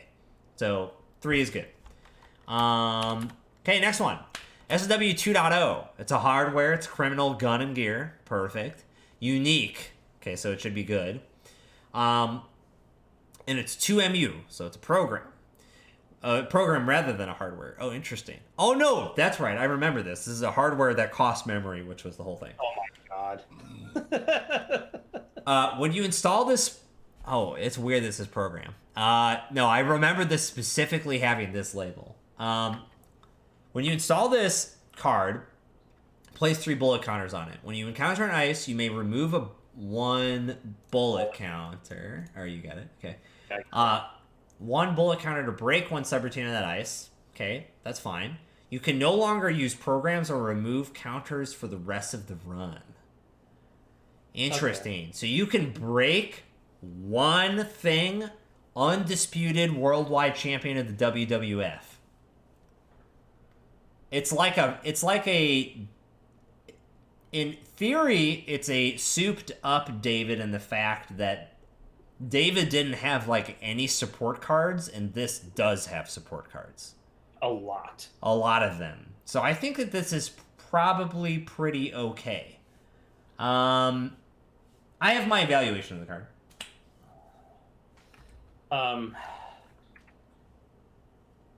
Okay. Sure. I got a number 2. 3. I was gonna say 3. The fact that it's a hardware with MU just like it's such a speed bump for me. I'm just trying to process what that means. Maybe this was... I mean, so like, okay, so let's say that we move it to the David number of memory, which is just 1. Does that drastically improve your vision of it? I think it's interesting that it's a hardware that takes MU. I'm just not sure why it's that case. Yeah, and I think that because of that, like because of the limited function of the card, being that once you use it, you're not doing any more fun tricks for the remainder of the run, which is okay. I'm not even opposed to that. I just don't think it needs the... I think I agree it doesn't need the memory downside just because you have the limited trick visibility on there, right? Right. You want to get rid of the... So let's say we get rid of the memory requirement. Or it have memory and it can just be a program, There's like... I don't know that it needs to be a hardware. Okay, so then change it to program. Okay. But... So you would change it to program.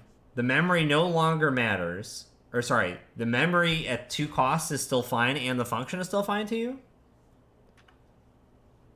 I think it's pretty good. Yeah, it's like it's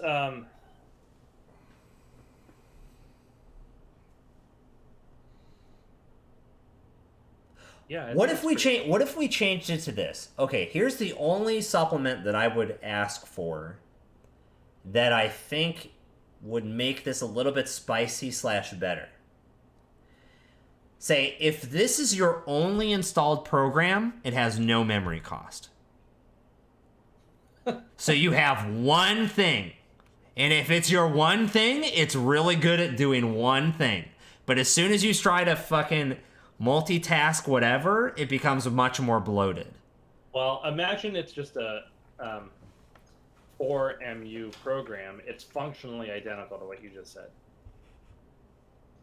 Or even if it's a 2MU program, it's functionally if it's the only thing installed, only program installed, it doesn't matter how much MU it is. Right, but I want it to be a pain in the ass that you could still keep around as like I'm trying to solve for the in between, or I'm trying to solve for the transfer between early to mid game. Mm-hmm. So yeah, I think it works really well like that at 2MU, because in the early game you could put this down and this is your icebreaker. It's like it does all the work you need to do. Right. It's 2MU, so now you're building a rig and like you're installing other breakers and whatnot, and now it's starting to become a pain in the ass. Right, but then you would just trash it. So the thing, I think my rationale of like your why isn't it just 4 versus my keep it 0 and then 2 is that yours allows for no flexibility later. Whereas I think that giving it 0 versus 2 allows some more marginal flexibility. So you're saying if there's another program installed, it's 2MU. Is that what you're Correct. saying? Yes, that's what I'm saying. And otherwise, it's 0MU. Otherwise, it's 0. What? How does that matter, though? What if it's just 2MU all the time? Why does it matter that... Oh, I understand. Oh, okay. That's actually fair. Okay, so I think that... Okay, so then we just keep it to 2, then. Yeah. Yeah. Oh, well, then there's no point of having the, like, if it's only this card, blah, blah. I think 2 is probably fine, then. We just keep it at that. Yeah, I think this is... I mean, it's 5 to install, too, you know? It's not... It's quite a bit. Yeah, it's... I mean, the idea is that you could infinitely have this for the rest of the game, in theory, if you have just bare minimum memory supplication plus a way to have bullet counters, so I think that that's fine. Also, there's no reason this needs to be unique. It could be not unique. Oh, yeah, go ahead and remove that. I think because if you have 2 of them installed, you can still only use 1 of them at a time. Yeah. So, it doesn't matter. Okay. I still think at the end of it all, I'd still give it a 3, but... I'm happy with it. Cool. All right. Yeah, it's something that, depending on, like, if we're like, oh, we don't really have enough icebreakers, we might want to add this one as just another utility to break subroutines. Exactly. Yeah. Okay, that's cool. Wow, there's a lot. So, there's a lot, but we'll cruise. I mean, we can time cap it, or we could just stop. Yeah, we might want to just stop trying to edit these cards and just give a review of what they are. Yeah, unless there's something where we're like, oh my god, this is sick, let's just quickly add this and we're good. Okay. Metal detector, I think I came up with this. I'm not sure that I'm as super as on it, but it's a 4 to res, 6 strength NBN ice. It's called metal detector. During the encounter, gain trace 3, if successful enough. I just added that as a joke. Remove 2 bullet counters, or add 1 installed hardware to the corporation score area with the text, add this card to the runner's grip. That was nonsense. I understood nothing about that. Okay, I know what to do for this. Easy. Okay, here, we're going to do this. If successful, beep, beep, beep, beep, beep, beep, beep. Easy, we'll fix it right here. Okay. Let's say on encounter, gain sub... Okay, so on encounter... Again, this has no subroutines other than that. Or, sorry. All right, so, okay, I should actually just say this. On encounter... There we go. Okay, trace 3. If successful, add 1 installed hardware to the corporation's score area with the text. Click. Add this card to the runner's grip. So the idea is that you're taking away something fun from the runner. It's kind of like the reverse of the neutral card, a ransomware that we had from the runner to the corp. It's the corp's version of ransomware, is the idea. It's a way to uninstall their hardware. Yeah. And then I'm gonna say, with this, all right. If successful, trash this ice and add, because I want stuff that never has a subroutine, fires once, it's likely to fire, it's going to happen, and then there's some fixable result later. Well, I mean, you could, assuming they don't have a ton of hardware installed, this is only going to trigger once or twice. Yes, correct. Also, it doesn't need a strength because it's on encounter now. Oh, I guess it should have a printed strength. It should have a printed strength, whatever it is. 100. Okay. Then you have... Huh? There's cards that add subroutines to ice. That'll be the exclusion. That's fine. It's 10, and it has types and all that kind of shit, so that's fine. Okay. On encounter, trace 3, blah, blah, blah, blah, blah, blah, blah, blah, blah. Okay. All right, I have my number. 3. Yeah, I was actually going to say 4, just because for theme reasons, I think it gets a little bit more... Good. I like the theme of it. All right, good. Next, Howard 1. I know that this is a cranked one. HBI Sentry Buyer at AP. The runner may spend clicks. What the fuck? CLIQ? And I know I must have typed that shit out. I must have been furious about it, too. Starting at a 0 for the misuse of the word click. Yeah. To break... Okay, the runner may spend clicks to break subroutines. Subroutine. Remove all bullet counters from an installed card, and there's 3 of those subs. By the way, we were playing Pandemic with a friend a couple weeks ago. Yeah. And I started talking about clicks, and Cheyenne... I wouldn't say she got mad at me, but she took notice. Let the record show, Shy took notice. Very good. Oh, that's super great. I think that this is fine. It's like anti-bullet tech. It's Bioroid. You can still spend clicks. Yeah. Howard is really angry at bullet cards. Yeah, I mean, it's a pretty... So, like, this type of card, it's tech, which there's a lot of bullet stuff in the set, so maybe it's fine. Yeah, and it's like it's trying to function like a macrophage. Like, it's very relevant for some certain cases. I mean, I think it's a really if the third sub just changed to end the run, or something else that's minorly consequential, then I think the card is just easier to draft. Okay, cool. We'll do. Sentry, so it could be. Oh, let's do runner loses. Click. Sentry. That's more like a code gate. A sentry would be for HP. It would be brain damage. It would be trash a program. Trace 1. Like if successful, do one to brain. Yeah, perfect. So then it's like Ichi. Perfect. Yeah, exactly. Yeah. Without the tag and all that kind of shit. Because I never thought those HP cards should have had tags. I think that's fucking ridiculous. But okay. All right, I'd give it a 4. I think it's good. I think that's fine. Perfect. All right. Gunbrote Diplomacy. It's a Wayland operation. I mean, it needs to be click and not click K or whatever. Oh, yeah. Get that one. Okay, so this is a 3-cost operation. Play only if the runner made a successful run last turn. Trace 3. If successful, do meat damage equal to your exceeded strength minus the bullet counts on cards.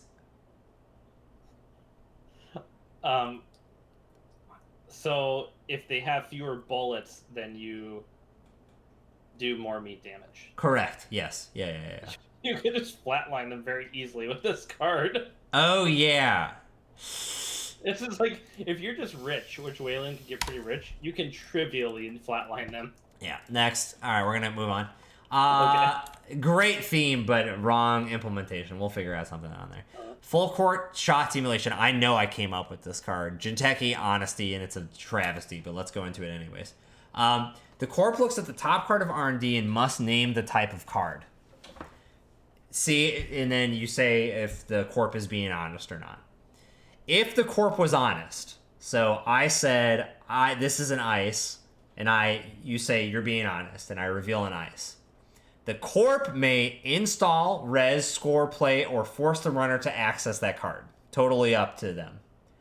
If they say that I was dishonest, meaning that they called me out. So typically that would be, I'm trying to hide the fact that there's an agenda. The runner may steal or add the card to score area with a point. Otherwise, if you say that the corp is being honest about what they're saying, you gain 2 and draw a card. Am I doing that right?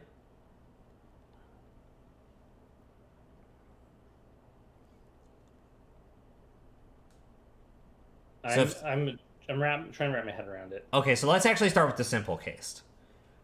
Corp plays this card. It's an operation. The Corp looks at the top of R&D, says the card type that it is. Let's say that the runner says, I trust you. The Corp does not reveal that card, and they gain 2 credits and draw 1 card. Wow.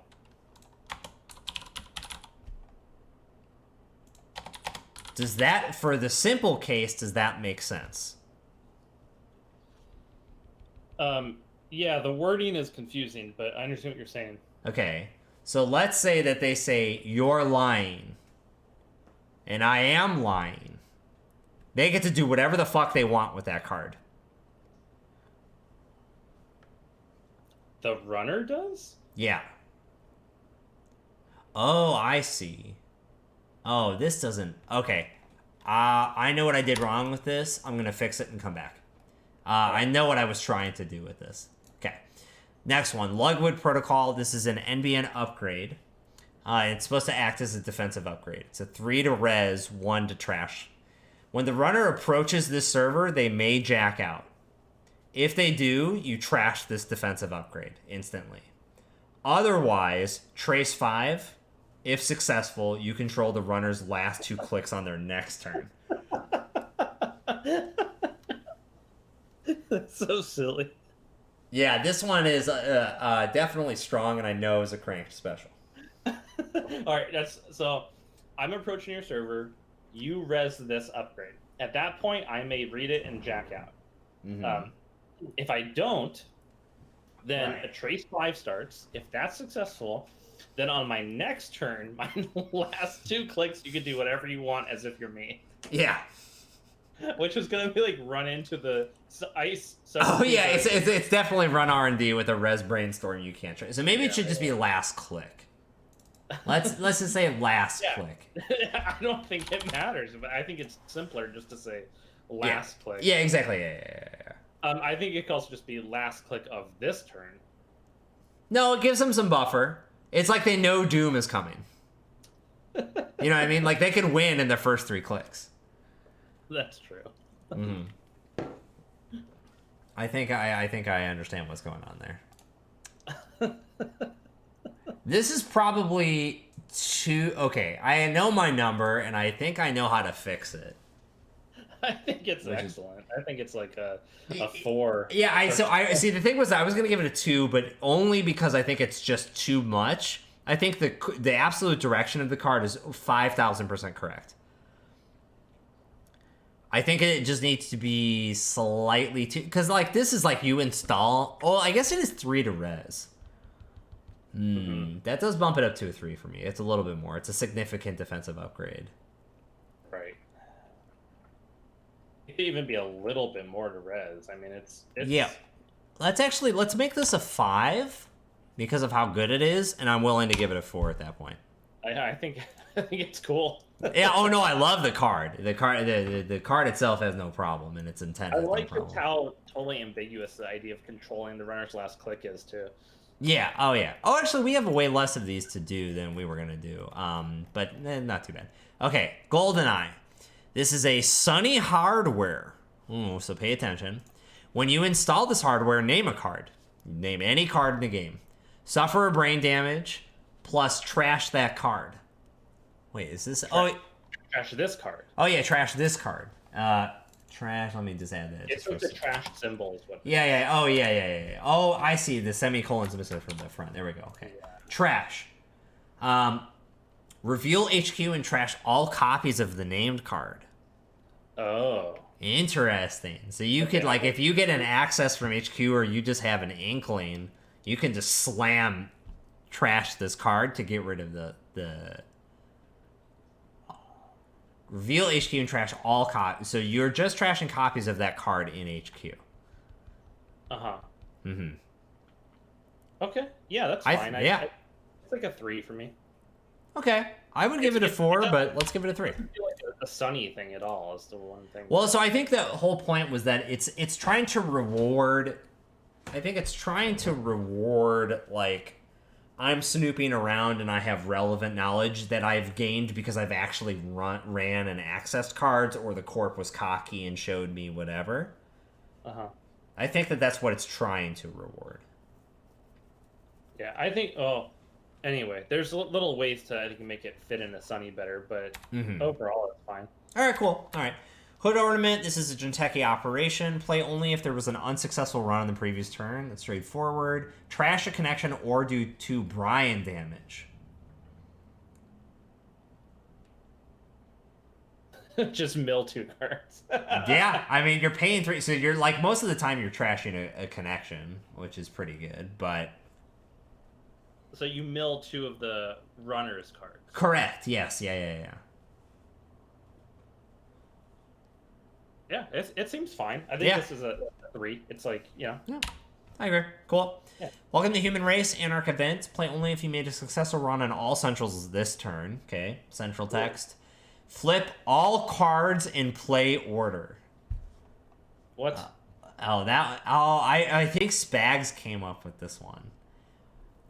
Each player may prevent a flip by trashing a card randomly from grip or HQ. Play order is going to be hard. Yeah, the fact that this card is going to exist means that you need to keep track of every card you play in what order. What if we... Okay, here's how we'll do this. We'll do this easier. Flip all cards in ascending play... Or no, yeah, ascending install/res cost.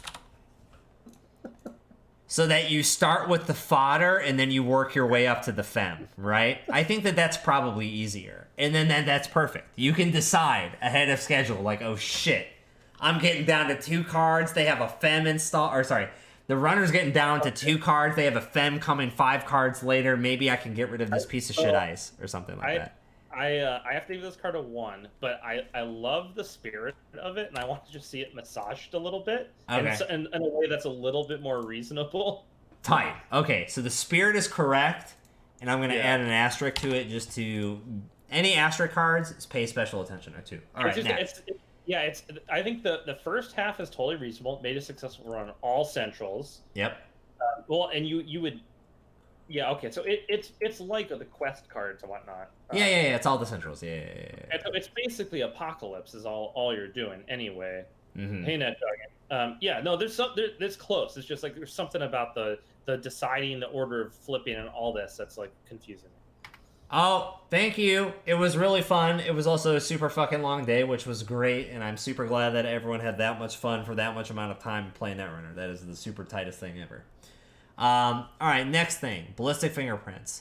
It's an NBN op. Play only if the runner made a run last turn and removed/placed at least 1 bullet counter. So they interacted with bullet counter. That's the idea. Give the runner 1 tag for each hosted bullet counter. That's a hard... Yeah. That's a hard counter. And it's terminal, which does help. Oh, it doesn't have a play cost. That's going to be 4. I'll go back and check. And there's just more anti-bullet tech. Yeah. It seems fine to me. Maybe like a 3. Yeah, I can agree. I think it's probably a little bit too specific to be like a wow, but I like with something like that, I love to turn it back on the runner rather than just like give a simple tag. Like I want them to make active decisions as a result of their mistakes. Okay, let's do this one, and then we'll call it good for the evening, and then I'll post the remaining cards to the channel, and we can figure out what we want to do with those. Or actually, we could. You know what we'll do is you and I, maybe just over the next couple of days as you have free time, we'll just go we each just assign a number to these remaining and leave like a sentence or something. Shouldn't take more than probably 20 minutes just asynchronously or whatever. We can figure out what we want to do. Okay. All right. This is a cranked card that I renamed. This is Grenade Propelled Rocket instead of Rocket Propelled Grenade. It is a criminal gun. It's 4 to install, 10 strength, 1 MU. So it's a big, thick-ass soldier boy. Place 3 bullet counters on this card when installed. Whenever an encounter ends in which you used this card to break at least one subroutine, you must take a tag or suffer 3 meat damage. So unpreventable. Hosted bullet counter. Break a barrier, AP, or destroy your subroutine. So it's kind of like a more specific David. It's like gun for gun. So it's like big ass ice, big ass icebreaker. You're not using this against, or you can use this against Ice Wall, but that's just like a very big waste when compared to the AP or destroyer subroutines. And you have to take damage on it. But something like Curtain Wall, it's very appropriate. Of like, you're getting through that curtain wall, you're taking some damage on the way, but no problem. I think I know what I would do with this card to make it a little bit better. I would lower the cost quite a bit. The install cost? Yeah, I think it's like, probably, it's a 4 right now. I think it should be like a 2. I think it's cool. I'd give this card full 4. Yeah. Good. It's kind of like a new age Deus Ex, but with like bullet counters and stuff and a little bit more functionality, which again, during draft, you're trying to add probably a little bit more functionality than not. If you have the ability to reload this card and you don't care about taking tags, there's no downside. This is super efficient. Yeah, Liza?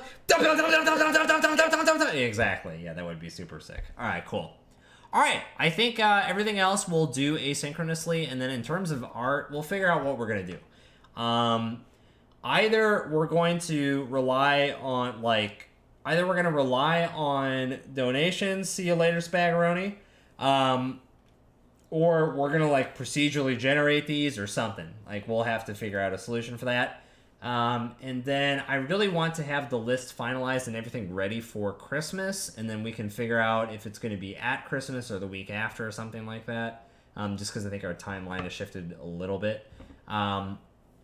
Probably this will be the first week of the new year, I think is, realistically, that's probably where it'll be, which will be great, because maybe some scoops, I don't know.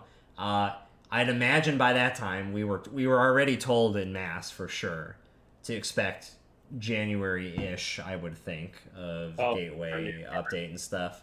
So yeah, I think it'll be fitting then. It'll be like a post-Christmas stocking stuffer for then when update and Gateway and all that shit comes out. So sick. Other than that, Brian, give me a quick Ember update or work update or anything update, and then close us out, man. Or I'll give some updates for the week. I announced a new game with friends of mine that I'm working on, so people could check that out, called Batty Ball. Oh, sick! Oh, the batting ball is continuing? Yeah, Batty Ball is out there now in the public eye, and sick. Yeah, we're doing good. I may or may not have done a little beta testing for some Batty Ball, so it's very sick. If you're a fan of tower defense-like games and mechanics, check it out. I know I sure am. I'm a fervent user of Line Tower Wars and things of the like from the Warcraft 3 days, so obviously I love this kind of shit. And check it out. It's super cool. Batty Ball. In theaters now. Give me an Ember update. Yeah, man, I feel like so much is changing with Ember all the time. Oh, lately she's been dropping food on the floor, which has been real cool. You know what? During meal times, she gets 3 beard bibs. Just one in the front, one on each side. Like beard shoulder pads. Yeah, exactly. The way she does it, see if I can do it on camera. She's eating, we give her a piece of broccoli or whatever, and she'll kind of look at it, and then she'll just go like this and put it off to the side and just drop it like that. She's doing the hey, watch this cool skateboard trick. I'm over to her left, so she'll just look at me like this, and she'll just go like this and just drop it on the ground, That even sounds like she's trying to give it to you and like be nice, but has no concept of gravity or any. She'll take her food and like just offer it to me, like I'm gonna eat it, because once or twice I ate something she offered to me. Oh sure, yeah. Really cool, but I said no, that's for you. You eat it. So we're getting like, she's always changing. That's super funny. And then also a quiz question for her birthday. Did you offer a sweet facing good or assuming that question is yes or similar to yes, did she accept the food that was presented for the birthday celebration? I'm trying to see if I have any photos on my thing right here. So yeah, we did a cake. Okay. After. Yeah. I made a cake. It was sugar free, but it had like sugar free whipped cream. It looked like a cake. It was almost like a muffin. Oh, tight. Okay. Yeah. Mm-hmm. So it was pretty good, and it was like about this big, and we put it down in front of her on the floor, and she just went to town on it. Nice, sick, dude. That's great. You got to have that crowd interaction, right? That's super tight. She liked it. It was good. Sick, cool. Other than that, to all of you nerds playing Cyberpunk over the next 70, starting at the end of tomorrow, so like Thursday, Friday, whatever, God bless. I just got word, so last week I was told that my computer was not going to arrive in time, but then I just got an update today. I have new computer coming, new computer machine. It's been for a year, so it's been ready for me to switch out and do the old Russell Tussle. And then other than that, I've just been super hard at work on my next video. Some of you will be getting a select clip, I think, either this evening or tomorrow. And then I'm really, really, really, really, really, really, really hoping to have it done for Christmas. It's taking... I think this video in total, at this point, I've probably dumped like 120 hours into it. I don't even know. Like it's too much. Like obviously a lot of it is learning and fun time too, but I think I'm just gonna kind of go for this format now. I used to do a lot of like 4 to 15 minute videos, I would say, or even like 25. This one's like an hour long, right? Yeah. This one's a beefy son of a motherfucker. Although the final length is to be slightly determined right now, just because of ongoing events. So we shall see. Cyberpunk Against All, 60 gigs. That's not even that bad. And just in terms of, if you look at Call of Duty, that's like 200 and something god awful GBs. I don't know. I read that on the internet. But yeah, day one, 50 GB patch. That's the stuff. All right, friends, thank you so much, and we'll see you, next week for something for sure, right? Probably? I think so, yeah. I mean, I don't do anything nowadays. Perfect. Worst case, we'll play Netrunner. Best case, we'll play Netrunner. Wow. Call it a day. We'll see you next week, folks. See ya. Bye.